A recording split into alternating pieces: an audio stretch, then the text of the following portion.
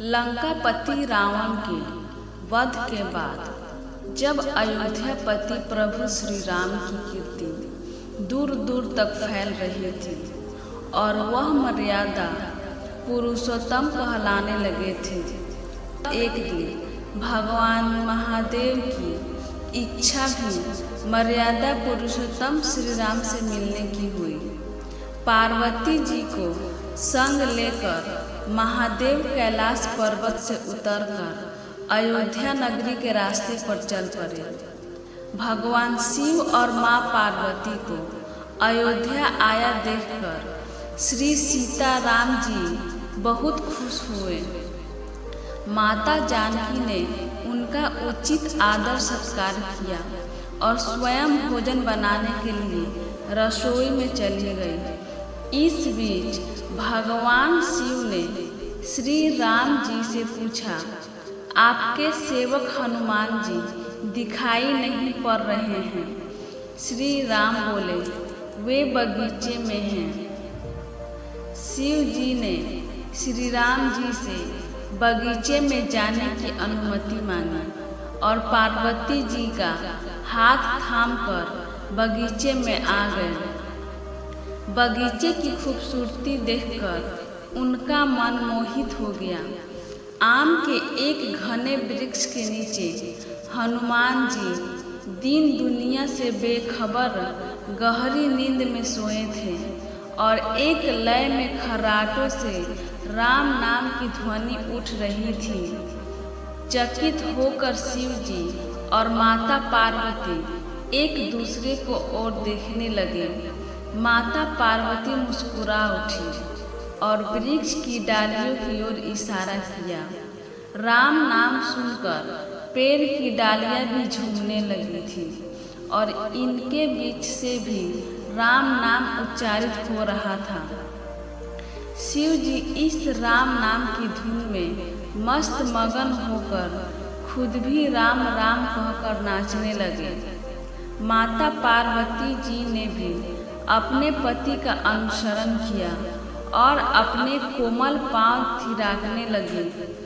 शिव जी और पार्वती जी के नृत्य से ऐसी झनकार उठी कि स्वर्ग लोक के देवतागण भी आकर्षित होकर बगीचे में आ गए और राम नाम की धुन में सभी मस्त हो गए।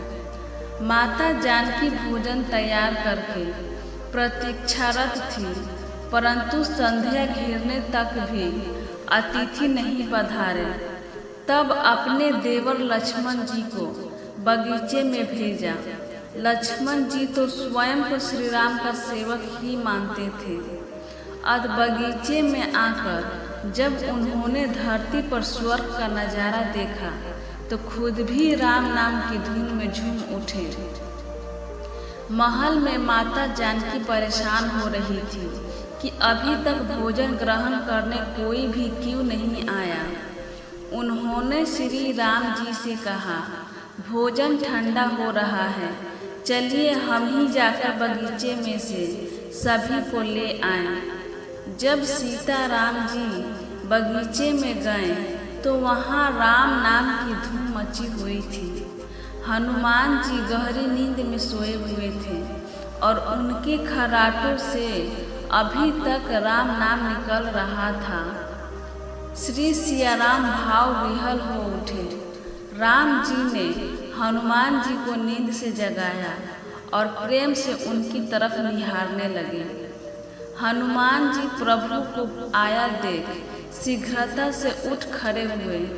नृत्य का समाभंग हो गया। शिव जी खुले कंठ हनुमान जी की राम भक्ति की सराहना करने लगे। हनुमान जी संकुचाए लेकिन मन ही मन खुश हो रहे थे। श्री सियाराम ने भोजन करने का आग्रह भगवान शिव जी से किया। सभी लोग महल में भोजन करने के लिए चल पड़े। माता जानकी भोजन परोसने लगी।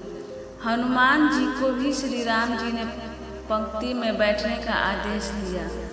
हनुमान जी बैठ तो गए, परंतु आदत ऐसी थी कि राम जी के भोजन करने के उपरांत ही सभी लोग भोजन करते थे। आज श्री राम के आदेश से पहले भोजन करना पड़ रहा था। माता जानकी हनुमान जी को भोजन परोसती जा रही थी, पर हनुमान का पेट नहीं भर रहा था। सीता जी कुछ समय तक तो उन्हें भोजन परोसती रही, फिर समझ गई इस तरह से तो हनुमान जी का पेट नहीं भरेगा।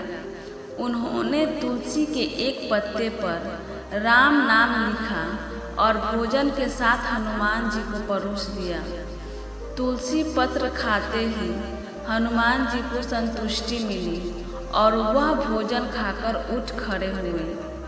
भगवान शिव ने प्रसन्न होकर हनुमान जी को आशीर्वाद दिया कि आपकी राम भक्ति युगों युगों तक याद की जाएगी और आप संकट मोचन कहलाएंगे। संकट हरै मिटे सब पीरा, जो सुमिरे हनुमत बलबीरा।